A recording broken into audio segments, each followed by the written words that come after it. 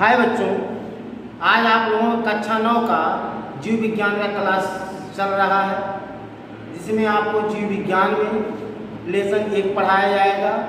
Lesson 1 का नाम है जीवों में विविधता।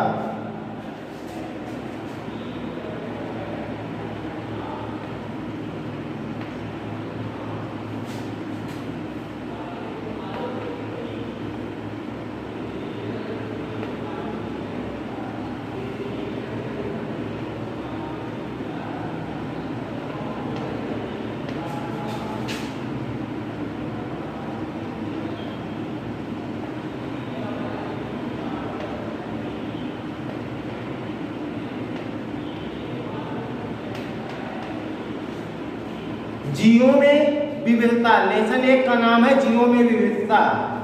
इसको अंग्रेजी में क्या कहोगे आप?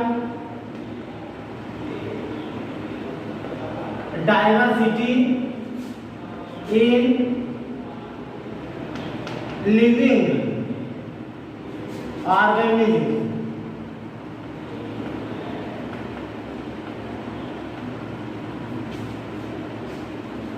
आपका लेसन 1 जीवों में विविधता, अंग्रेजी में डाइवर्सिटी इन लिविंग ऑर्गेनिज्म। इसका मतलब क्या होता है? आप लोग जानते होंगे कि पूरे विश्व में वर्तमान समय में लगभग 18 से 19 लाख जीवों के बारे में पता चला है। जैसा कि आप लोग विज्ञान की परिभाषा के बारे में सुने होंगे। विज्ञान किसे कहते हैं? किसी भी वस्तु के सुव्यवस्थित, सुसंगठित एवं क्रमबद्ध ज्ञान को विज्ञान कहते हैं। विज्ञान की शाखाएं, जब आप ब्रांचेज ऑफ साइंस के बारे में पढ़ोगे तो विज्ञान की 3 शाखाएं होती हैं। नंबर 1 भौतिक विज्ञान, जिसको आप फिजिक्स कहते हो। दूसरा है रसायन विज्ञान, केमिस्ट्री। और तीसरा आपका आता है जीव विज्ञान, बायोलॉजी। बायोलॉजी के जन्मदाता कौन है? पूछा जाता है कि बायोलॉजी के जन्म, जैसे जीव विज्ञान आप जानते हो, जीव विज्ञान के बारे में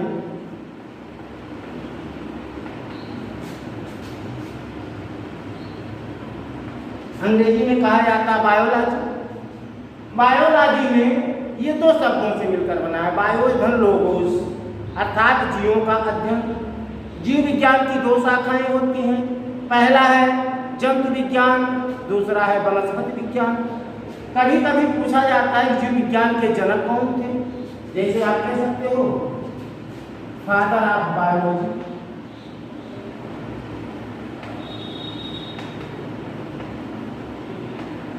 फादर ऑफ बायोलॉजी कौन है? अरस्तु।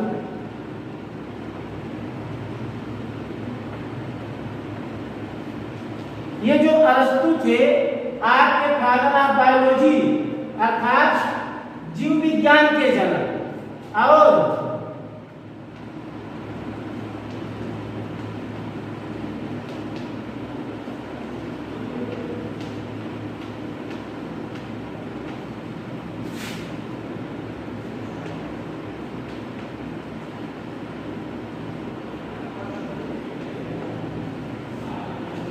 जीव विज्ञान एवं जंतु विज्ञान दोनों के जनक अरस्तु थे। दोनों के जनक अरस्तु थे। इसी में जीव विज्ञान की अगली शाखा, जिसे जीव विज्ञान की 2 शाखाएं होती हैं। नंबर 1 जंतु विज्ञान, दूसरा है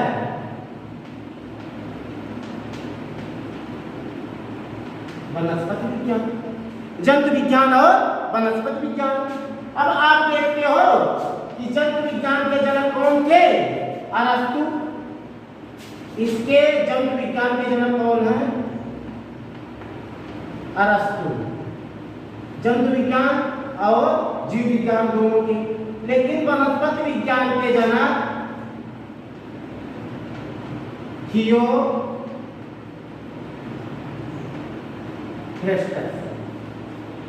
थियोफ्रेस्टस। ये आपके वनस्पति विज्ञान के जनक थे, वनस्पति विज्ञान के जनक थे थियोक्रिस्टस। अब हम आगे ये देखते हैं जो हमारा प्रमुख विषय है जीवों का वर्गीकरण।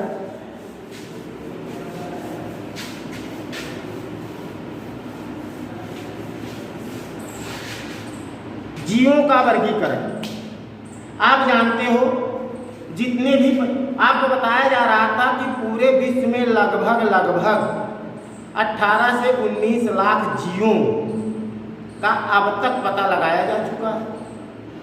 जीवों का मतलब जंतु और वनस्पति दोनों का अगर गिनती हो रही है 18 से 19 लाख जीवों के बारे में वैज्ञानिक अब तक पता लगा चुके हैं। इसका मतलब उसमें पेड़ और जंतु अर्थात पादप और जंतु दोनों प्रकार के जीव होते हैं। तो लगभग 12 लाख जंतुओं के बारे में पता चला है अब तक वैज्ञानिकों को, लगभग 6 से 7 लाख पादपों के बारे में वैज्ञानिकों को पता चला है। अर्थात जो हमारा 19 लाख लगभग 19 लाख जीवों की खोज की जा चुकी है, उसमें 12 लाख जंतुओं की खोज हो चुकी है और लगभग 6 से 7 लाख के बीच में पादपों के बारे में जानकारी हो चुकी है। तो जैसे 19 लाख टोटल हो गया, 18 से 19 लाख टोटल जीवों के बारे में हमको पता चला है, तो हम एक एक करके सभी जीवों के बारे में अगर अध्ययन करेंगे तो हमको बड़ा समय लग जाएगा। इसलिए वैज्ञानिकों ने ये जितने जैसे जंतुओं का जो वर्ग है उनको एक अलग कैटेगरी में रखा गया है और पादपों को अलग कैटेगरी में। तो जो जंतुओं की संख्या है लगभग 12 लाख, उनको अलग अलग वर्गों में रखा गया है जिससे कि उनका अध्ययन करने में आसानी हो। जैसे इसीलिए चाहे जंतु चाहे पादप, इनका अध्ययन करने के लिए, इनका सुचारू रूप से अध्ययन करने के लिए इनको अलग अलग वर्गों में रख दिया गया है। जितने भी प्रकार के नए जीवों की खोज हो रही है उनको पहचानना और पहचानने के बाद उनको सही वैज्ञानिक नाम देना, अर्थात नए जीवों को पहचानना, उन्हें एक वैज्ञानिक नाम देना और उनको समानताओं, उनमें क्या क्या समानताएं हैं, क्या क्या असमानताएं हैं, इनके आधार पर उनको विभिन्न विभिन्न समूहों में रखना वर्गीकरण कहलाता है।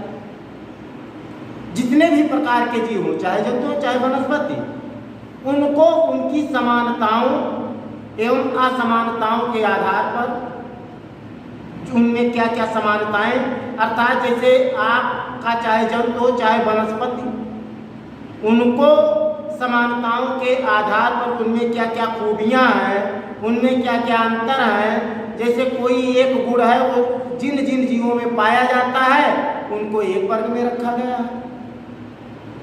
अर्थात जीवों का वर्गीकरण उनके समानताओं एवं असमानताओं के आधार पर किया गया है। ये था आपका वर्गीकरण।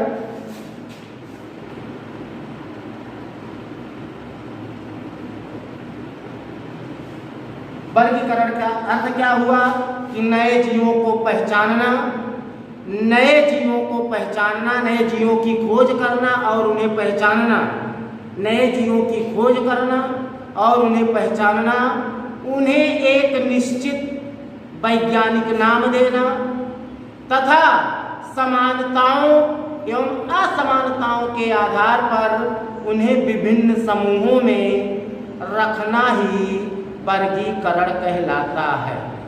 ठीक, अब वर्गीकरण का महत्व क्या होता है? वर्गीकरण का मतलब क्या होता है? वर्गीकरण को अंग्रेजी में कहा जाता है क्लासिफिकेशन।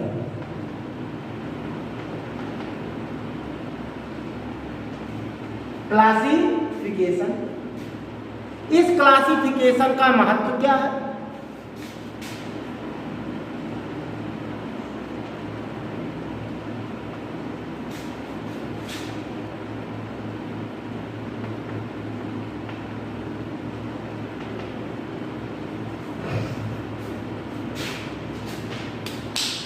इस क्लासिफिकेशन का महत्व क्या है, वर्गीकरण का महत्व क्या है कि अगर हम किसी भी जीव को वर्गीकरण करेंगे तो उसका क्या महत्व होता है। वर्गीकरण का यह महत्व होता है कि किसी एक समूह के किसी एक जीव का अध्ययन करने के बाद हम ये बता सकते हैं कि उस समूह में जितने भी जंतु होंगे, जितने भी पादप होंगे, उन सब के लक्षण एक दूसरे से मेल खाएंगे। किसी भी समूह के एक जीव के बारे में अध्ययन करने के बाद हम उस समूह में जितने भी अन्य जीव हैं सबके गुणों का पता लगा सकते हैं। जैसे आप देख सकते हो कि ए बीज वर्ग में पक्षी आते हैं, ए बीज वर्ग में पक्षी आते हैं। ए बीज वर्ग के जितने भी जीव होंगे, जितने भी जंतु आएंगे ए बीज वर्ग में, ए बीज के जो लक्षण होंगे उसमें जितने भी जंतु होंगे सबके लक्षण सेम होंगे। तो इसका अर्थ क्या हुआ कि वर्गीकरण से हमको पहला लाभ ये है कि किसी भी समूह के केवल एक जंतु का अगर हम अध्ययन करते हैं तो उसके जो गुणधर्म होंगे वो उस समूह के सभी जीवों के गुण होंगे। दूसरा क्या है कि वर्गीकरण के आधार पर जितने भी संघ एवं वर्ग होते हैं इनकी उत्पत्ति के मूल स्रोत का पता भी लगाया जा सकता है। इनका मूल स्रोत क्या है उस जीव का, इसके बारे में हमको पूरा का पूरा पता चल जाता है।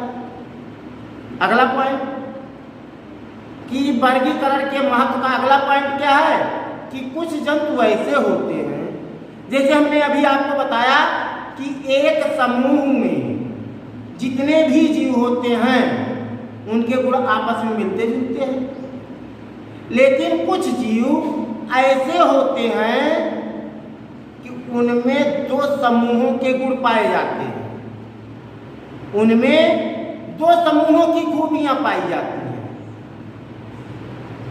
तो इसमें हम निर्धारित नहीं कर सकते कि इसको हम इस समूह में रखें कि इस समूह में रखें। अगर दो समूहों के गुण किसी जीव में दो समूहों के गुण पाए जाते हैं तो हमको ये अध्ययन करने में परेशानी होती है इसको किस समूह में रखा जाए। तो ऐसे जीवों को या ऐसे जंतुओं को हम उस समूह की संयोजी कड़ी कहते हैं। संयोजी कड़ी अर्थात ये दोनों समूहों को जोड़ने वाली कड़ी होती है। ठीक, ये था आपका वर्गीकरण का महत्व कि किसी एक समूह के एक जीव का अध्ययन करने के बाद हमको ये पता चल जाता है कि इस समूह में जितने भी जंतु होंगे, जितने भी पादप होंगे, उनके गुण आपस में एक दूसरे से मिलते जुलते होंगे। इनकी उत्पत्ति का स्रोत क्या है ये भी हमको पता चल जाता है। और संयोजी कड़ी का मतलब ये होता है कि कुछ जीव ऐसे होते हैं जिनके गुणधर्म दो समूहों से मेल खाते हैं। अब अगला पॉइंट हमारा आता है जीवों का नामकरण।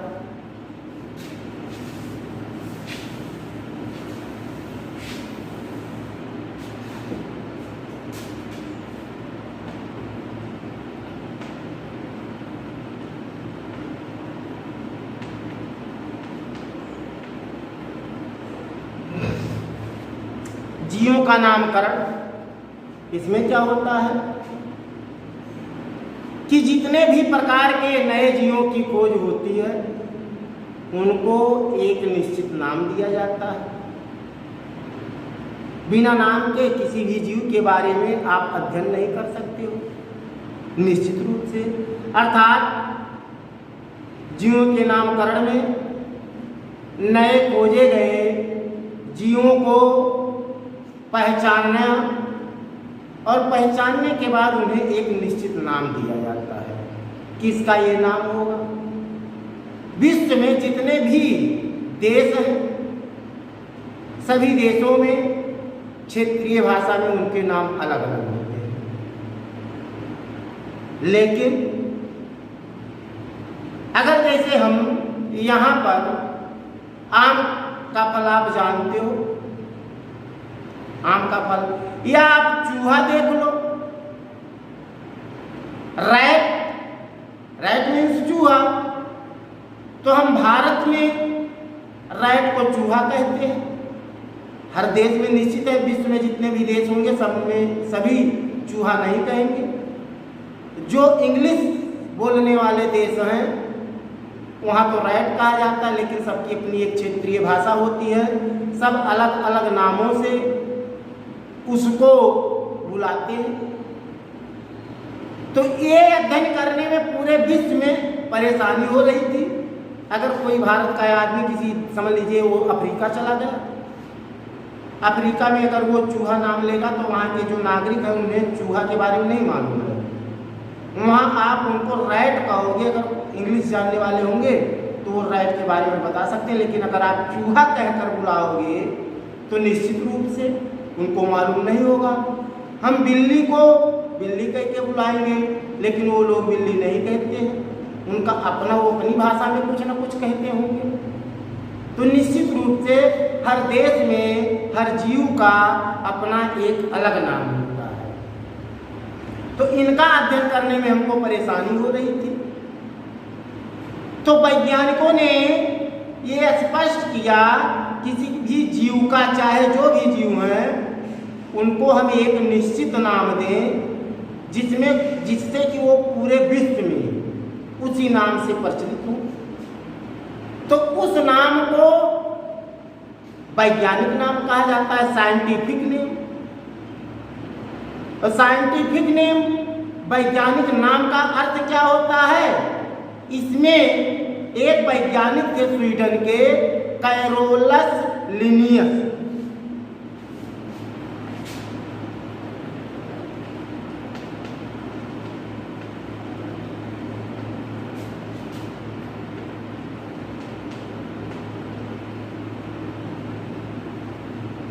कहाँ के थे? ये स्वीडन के। स्वीडन देश के वैज्ञानिक थे, उनका नाम था कैरोलस लिनियस। इन्होंने द्विनाम पद्धति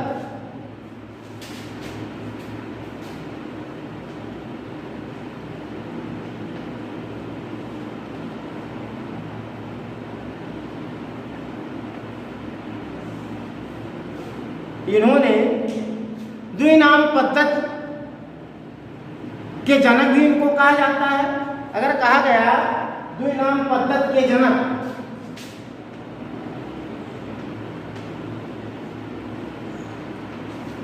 द्विनाम पद्धति के जनक कौन थे? कैरोलस लिनियस थे। कैरोलस लिनियस थे। इसका मतलब क्या हुआ कि जितने भी प्रकार के जीव हैं, जो आपको 18 लाख 19 लाख जीवों के बारे में बताया गया कि अब तक लगभग 18 से 19 लाख जीवों के बारे में खोज हो चुकी है, जिसमें 12 लाख के करीब जंतुओं की खोज हो चुकी है, लगभग 6 से 7 लाख पादपों के बारे में जानकारी हो चुकी है। तो जितने भी प्रकार के नए जीव मिलते हैं, उनके अध्ययन की सुविधा के लिए उनके द्विनाम पद्धति, अर्थात उनका एक निश्चित नाम, जिसको वैज्ञानिक नाम कहा जाता है, ये रखा गया। द्विनाम पद्धति में जो दो नाम होते हैं, पहला नाम उस जीव के वंश को प्रदर्शित करता है। पहला नाम जो होता है वो उस जीव के वंश को प्रकट करता है, जबकि दूसरा नाम उस जीव के जाति को प्रकट करता है। अर्थात जो द्विनाम पद्धति है, ये द्विनाम पद्धति किसी जीव का होता है। द्विनाम पद्धति जिस जीव के बारे में अध्ययन करना है, जो पहला अक्षर होता है, जो पहला शब्द होता है, वो पहला शब्द उस जीव के वंश को प्रदर्शित करता है और दूसरा शब्द उस जीव के जाति को प्रदर्शित करता है। ठीक इसके आगे का जो लेक्चर है वो अगले कल पढ़ाया जाएगा।